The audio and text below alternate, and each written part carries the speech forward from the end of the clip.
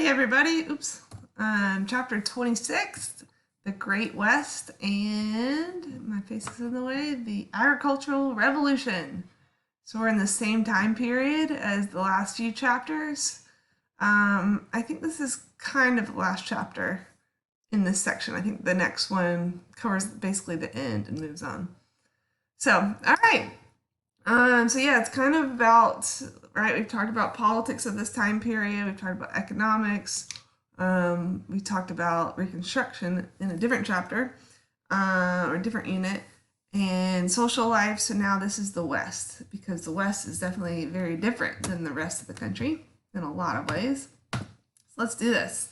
So what you kind of see here is this line right here is what they're trying to show you is that it's a huge difference in rainfall. And why is that important? Well, it's going to be important because of farming and how important farming is going to be out west. So we know kind of about the territories being gained politically, but now this is really about people moving out there and the difficulties they faced. Sound good? Okay, so this next little section, Native American clashes. If you think about, this is definitely like an AP question that they like you to think about. What do we know about how the clashes with Native Americans have changed over time, right, in the different time periods? So obviously period 1 was before European contact. Then you have period 2, and that's really the colonies, and over on the East Coast, and how those clashes start, right? You know, King Philip, and then kind of time period 3 is you get that proclamation line, right? And sorry, I'm thinking about all the things I didn't say just now, like Powhatan, and anyway, so then you get push, right, the proclamation line. And then the next unit you get Trail of Tears, and pushing Native Americans out to different territories. And you know, we've talked about civilizing Native Americans. I say civilizing in the white world. And so now we're kind of moving on after that, is the after the Trail of Tears kind of time period. Okay, so one group that hugely gets changed out west from European influence would be the Plains Indians. And what do we know about them already? You remember that their lives were changed by the introduction of the horses. So horses totally changed their lives. They became these migratory groups who especially went after, what's that picture? The buffalo, the bison, and that is going, now if you think about this time period, you know, the buffalo's life is drastically changing because of the railroad, right? Because of people moving out here, because of mining. So now, if you think about the plains, their main source of livelihood is the buffalo, and the buffalo is being changed so much by trains and people moving out here that they really get massacred. And I think at one point there's only like 1,000 left. So if you go out to like Yellowstone today, they may have been out there before, they have brought back the buffalo population, and gosh, I'm just thinking about those like YouTube videos that you see where people get too close to bison and bad things happen. So don't do that. Okay, so now what's going to happen is they're basically going to change into the reservation system in the 1850s. And now they're going to have basically more distinct territories for them to be in.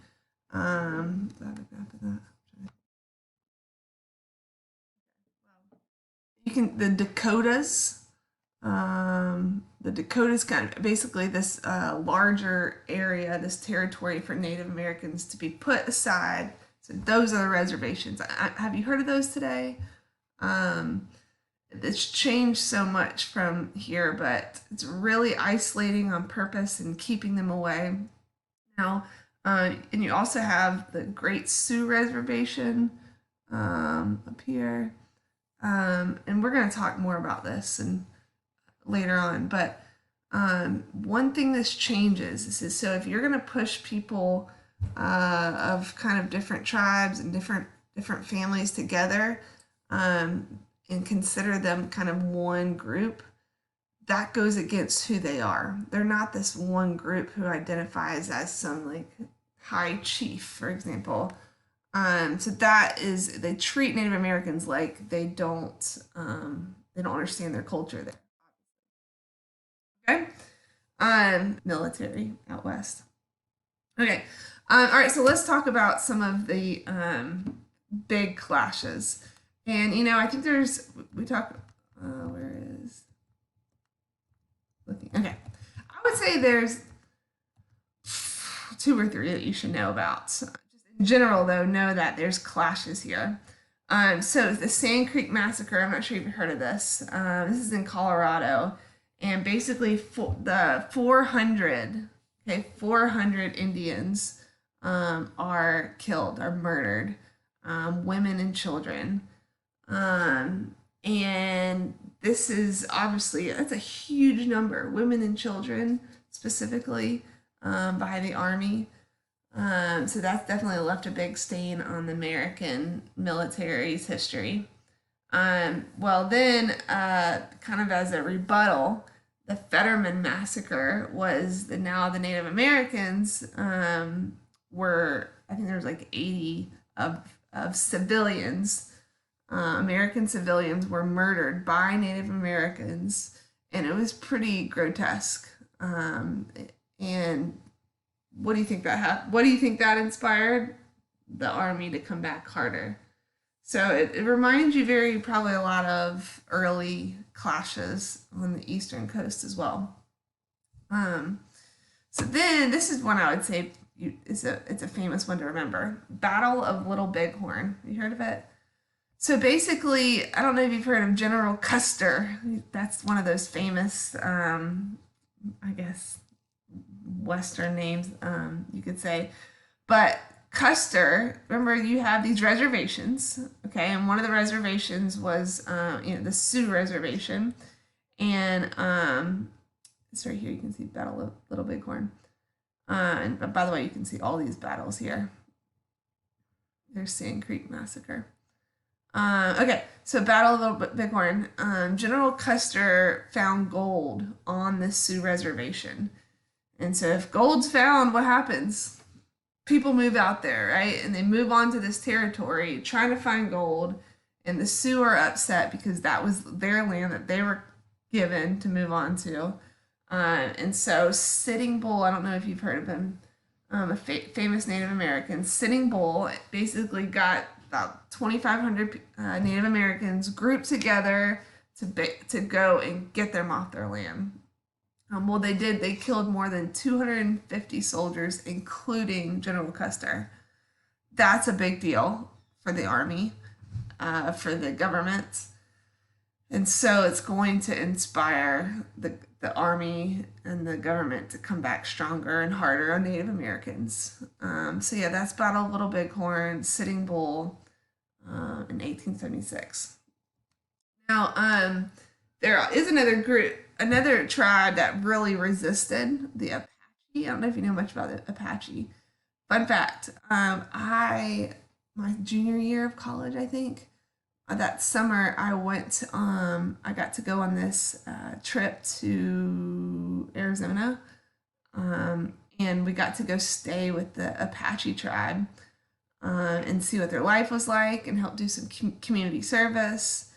And I can't wait to tell you more about that in person because that has been life-changing, or just my understanding of Native Americans was just hugely changed.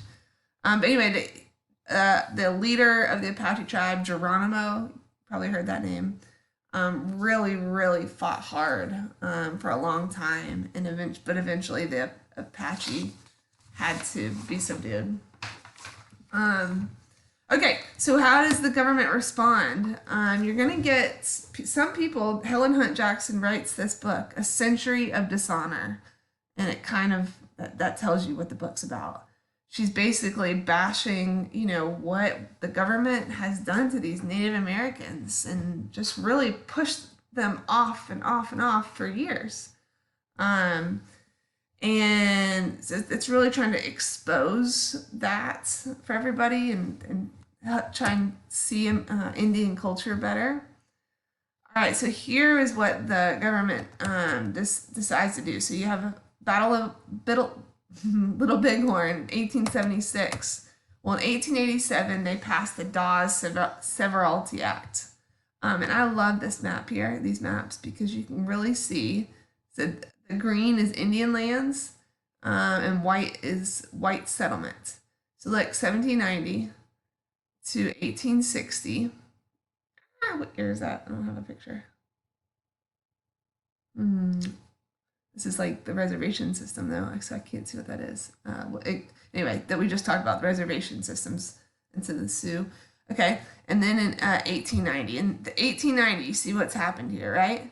So this is because of the Dawes Severalty Act, and what it does is basically took these huge reservation lands and divided them up to individual families.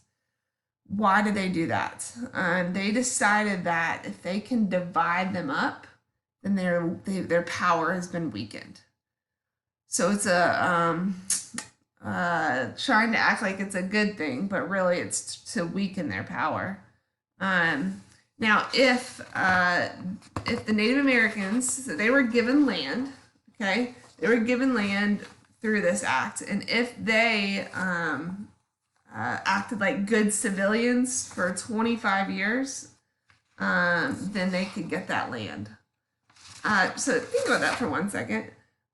For 25 years, right? Isn't that crazy? Sorry, I'm trying to see how many. It doesn't tell me how much land they got. But yeah, if they acted like good white settlers for 25 years, then they could have that land. So just think about all the things that kind of go on there. But this is really the change that's happened down there in 1890. Now look, this is 2000, which that's crazy that was that long ago. But you can see that even more has been taken away. So okay, next. All right, so Battle of Wounded Knee. You might have heard of this one. Battle of Wounded Knee is really the last big conflict with the Native Americans for modern day. Yeah, okay.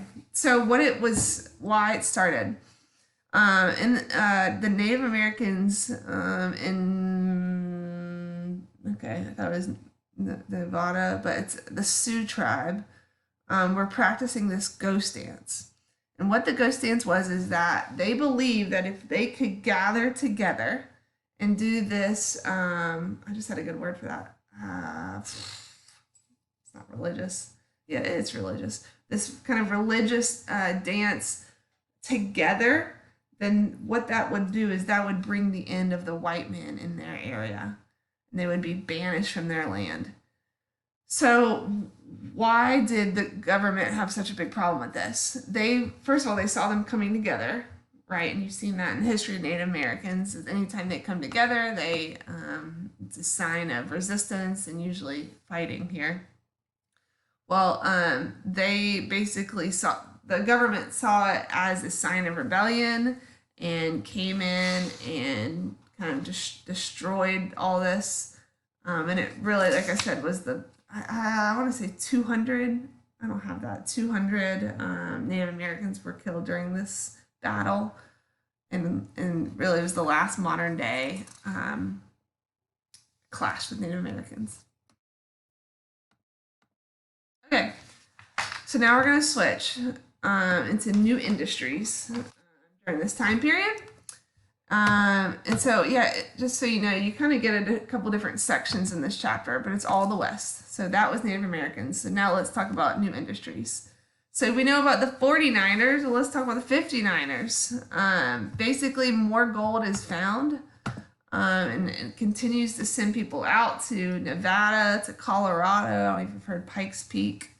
That's the 59ers. There's no football team named after them. The mining industry is going to go up. Why? One is, we've talked about this already, right? One is mining is, a lot of these things are needed more. Coal and iron are needed more. And then secondly is now they have a system to transport it. So there's that. And just so you know, mining industry, you do get trust starting to form in that industry. Basically, any big industry, you're going to have trust develop, which you know what we think about trust.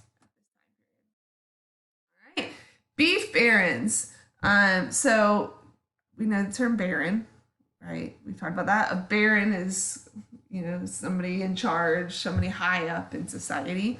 Well, now you have beef taking off. Why? Again, it's because they can send it places now. They've got refrigerated cars. So this industry is really going to take off. And some cities that grow because of it are Kansas City and Chicago. Those become really the meat packing cities. We'll talk about the jungle later if you know anything about that. Now, look at this picture. Who are these people? These are cowboys. This is the beginning of the cowboy era. And cowboys, in some ways, may not be exactly what you think. So these were blacks and whites were both cowboys. You know, with cattle, that's their job. And for a while, their job was really, Texas was the we know it's the Longhorn State. It's because they had so many cattle, and these cowboys would take huge groups of cattle up through Texas, all the way up, and they'd have basically free grass to eat along the way, and they would go up to the railroad, and that's, you know, they get shipped off to their untimely death. So anyway, but now guess what happens though to that long drive? It's really only for about 20 years that happens, because then you have all these farmers coming out, and farmers are like, hey, I don't want you going through my land and taking my grass and or my crops. So they put up barbed wire. I know it's kind of crazy, but barbed wire was a huge invention because it totally changed farmers' lives, small farmers, big farmers, and cowboys. So let's talk about these people moving out west, these farmers. So we know, this is like the 20th time I feel like we've mentioned this, the Homestead Act. You know what this is. It was in the middle of the Civil War, and they gave this free acreage, not free, you get 160 yards, I think it's yards. And you have to live on it for 5 years and improve it, and then it's yours, right? A lot of this land maybe wasn't good, so it wasn't really fair in a lot of ways, but it got people out there, and that was the goal. So really, this has moved people out here. Well, in this west, if you remember we were talking here, they call it arid, meaning it's very dry. And you need water for farming, and so they're trying to figure out, how do we get this land to actually grow something? And so they call this group the sod busters, because really they have to use these heavy iron plows to pull up this sod and make something out of it, which, if you know anything about, so they're pulling up in this dry land and trying to make it usable. It leads to something later. Anybody? The Dust Bowl. All right, so the Dust Bowl, and we'll talk about all that. But now, in order to get this area viable, though, the government had to get involved. They had to provide some kind of irrigation, some way for this area to get water. And we're going to mention this even more and more, but like dams are going to be a really important thing. So federal irrigation played a big role in developing the West. I don't think I said this, but they also are going to have to figure out like new crops that could grow out here, and especially like Kentucky bluegrass and wheat are going to be a really big deal. Have you ever driven like Kansas, Nebraska? I mean, it's just like literally wheat fields, corn fields, driving through there. not very interesting. Sorry. So because you have all these people moving pretty fast for lots of reasons, the railroad, the free lands, to escape, also the cities. Look at these new cities that get, or cities, these states that get added. Colorado, North Dakota, South Dakota, Montana, this is Wyoming, Wyoming, Utah, and Utah was, we'll talk more with the Mormons, and then the Sooner State. Anybody know anything about the Sooner State? This is Oklahoma. In Oklahoma, I don't know if you remember, but Jackson, that's where they sent the Trail of Tears. That's where they sent a lot of Native Americans. Well, now they decide to open it up to white civilization, not white civilization, but civilization. And so the Native Americans have to move again. They've lost what they thought was their land there. So Oklahoma, why are they called the Sooners? Anybody know? So they have this territory ready to go, ready for people to civilize it, and they say, okay, in the morning we're going to let people go go find your land, right? Well, that's what this picture is right here. Well, some people went too soon before it was officially open, and so it's funny, it's like they're calling themselves like the cheater state, right? Cheater, you went too soon. But anyway, Oklahoma University, that's their mascot, right, with this wagon. Okay. Mascot? I don't know. So the Great West has this like epic reputation at this point. And y'all, I wish I was there in person to talk about West. I took a 3-week camping trip out west with about 30 seniors or graduating people that graduated, and I didn't know them all. I gotta convince you to go. It was life-changing. 3 weeks we camped outside unless it rained, and we were in tents, and it was awesome. And so much of the West, I mean, it's just so different and so beautiful out there. The South is great too, but it's just so different. So Frederick Jackson Turner writes this: the significance of the frontier in American history. And it really becomes this important writing because one thing he talks about is how now they can say around this time period, I think it's like 1890, that the frontier is closed. The frontier, what it used to mean is the land of kind of rustic, right? You could go out there and claim it as your own. If the jobs and life was bad, you could always go out to the frontier and start anew, right? It's like America. It's really unique compared to old Europe. And so the fact that this is closing is a big statement, right? He says that the West used to be this like safety valve, meaning, you know, if it got too crowded in the East and jobs and immigrants, and then America always had this safety valve. And so the fact that this changing is a really big deal in his opinion, which, remember this for a different chapter. Well, at this time, because of that it's closing, presidents and governments, thank goodness, thought about how we need to care about this land. We don't need to let everybody, every single inch be taken over. And so they opened up these national parks. If you've been, they're awesome. If you haven't, please go and put this on your bucket list. But first was Yellowstone, which, telling you, I camped at all these. Yosemite, Sequoia, Redwood Forest. They are just, it's all out west too, which shows you, not all out west, it just shows you that they've realized, like, oh my gosh, we need to save this land before it gets taken over.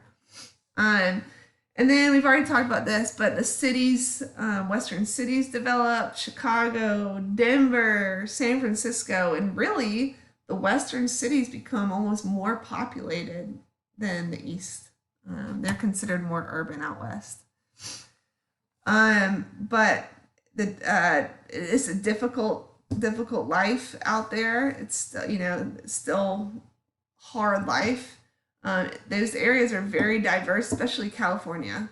How is it diverse? You've got these white settlers, You've got a lot of Hispanic influence, which is still there in California today, in New Mexico, and Arizona, a little bit of Texas. Um, what did I just say? Oh, Native Americans. And then you have immigrants trying to come, and you have a lot of Asian immigrants. So it is very diverse. Now the farmers.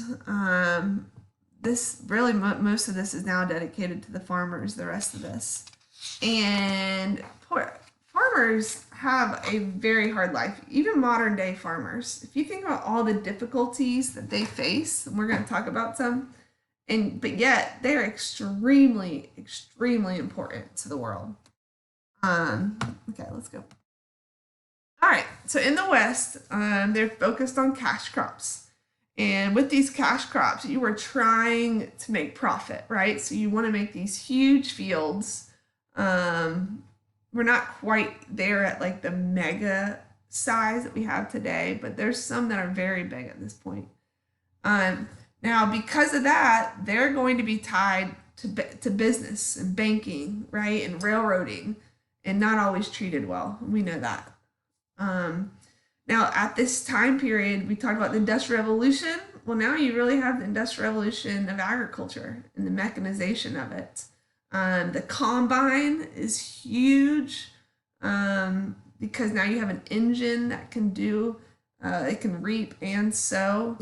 So that's huge, huge, huge, huge. Mechanization of agriculture leads to bigger farms. And huge farms, there's some negatives to huge farms too, because if the crop goes bad, then well, farmers are going to hit a really hard period in 1880s where deflation hits. Who likes deflation? You've got the rich, and the creditors like it, right? Poor do not like it, and the farmers are really struggling to make ends meet every single year, so they do not like deflation. And if you think about think about all the things that farmers are subservient to. You know what that word means? It means like how do you describe this? You are kind of a servant to this. Maybe you rely on this. Weather. I still think about that with farmers. So, I mean, you see sometimes with like in the grocery store, prices of different things go up and down, and it's a lot of it's weather. Governments, the government and what they decide to do with tariffs. You know, tariffs, high tariffs. Who are those for? Those are for manufacturing, and they hurt farmers.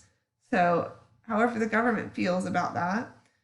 Agricultural trusts, so they can be these huge trusts. They rely on the combine trust, harvester trust, barbed wire trust, fertilizer trust, and so they're dealing with trust. You know, trust is a big organization, and then they can control how much things cost, and so the farmers are really subservient to a lot of people. And unfortunately, farmers never really were able to consolidate. I don't know if you know what that word means. Consolidate means like to come together, like a trust kind of, come together and fight for their rights together. They tried, we're going to talk about that, but they weren't able to ever do a great job at that. Even today, farmers try and consolidate and work together and use their votes as power.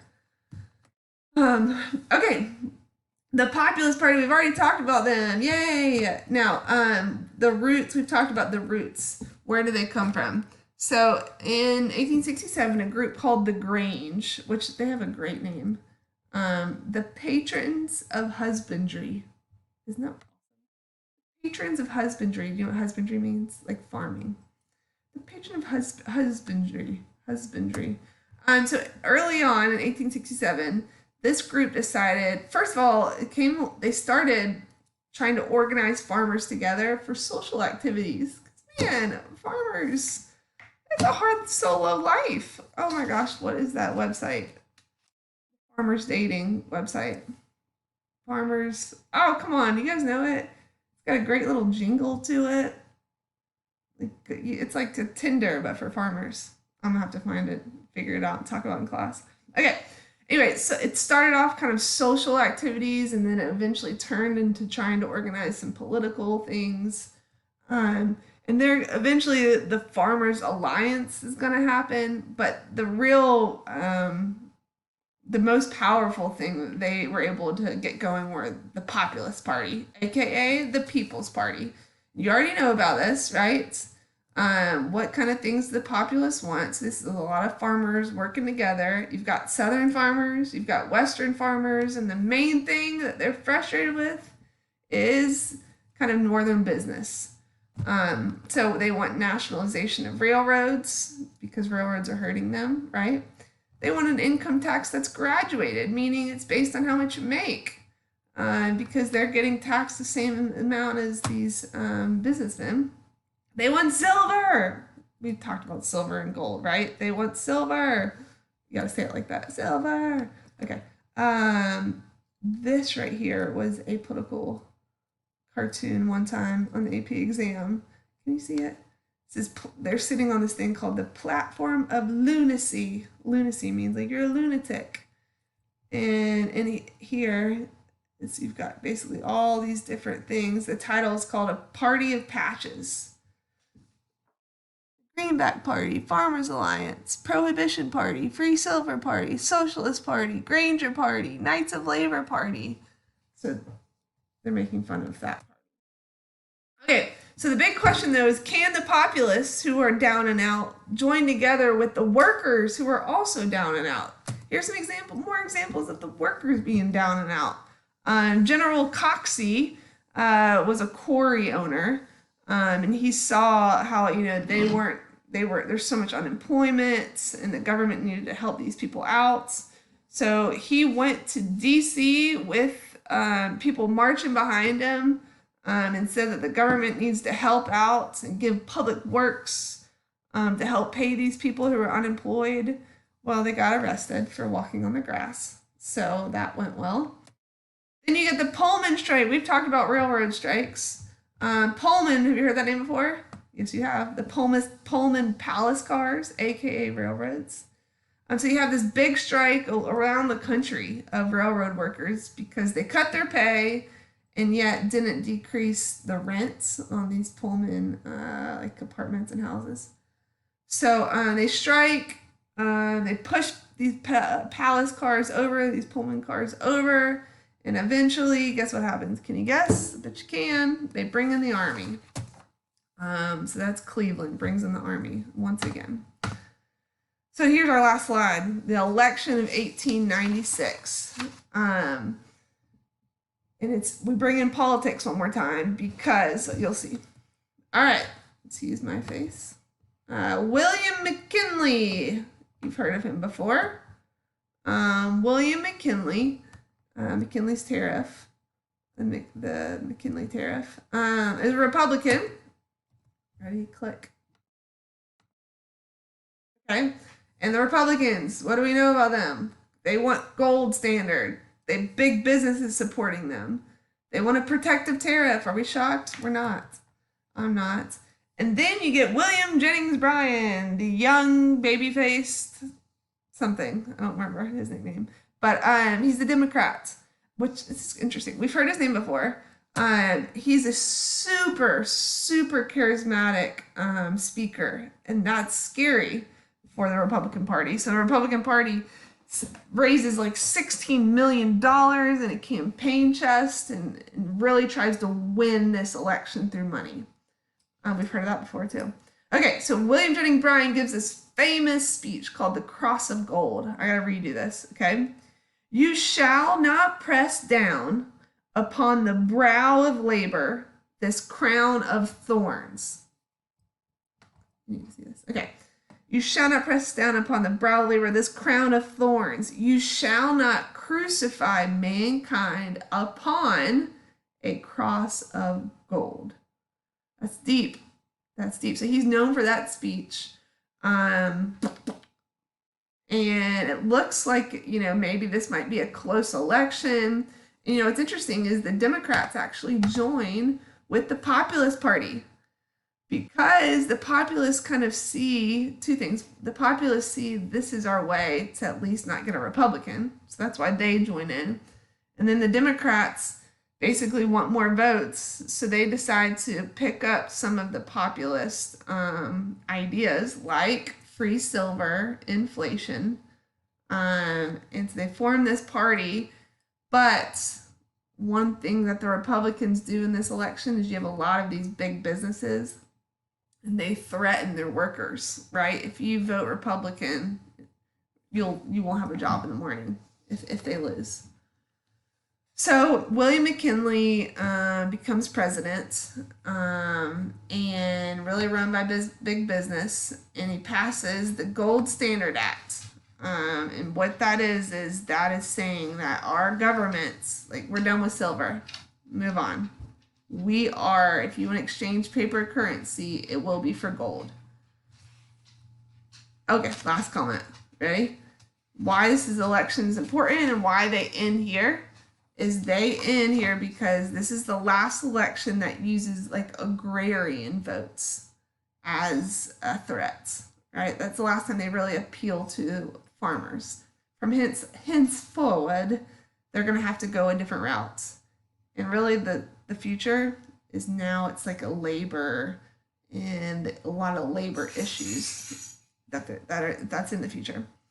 But yeah, McKinley gets elected. He's going to have tariffs and all that good stuff that he promised. So, okay, good job. You did it. Woohoo. Bye.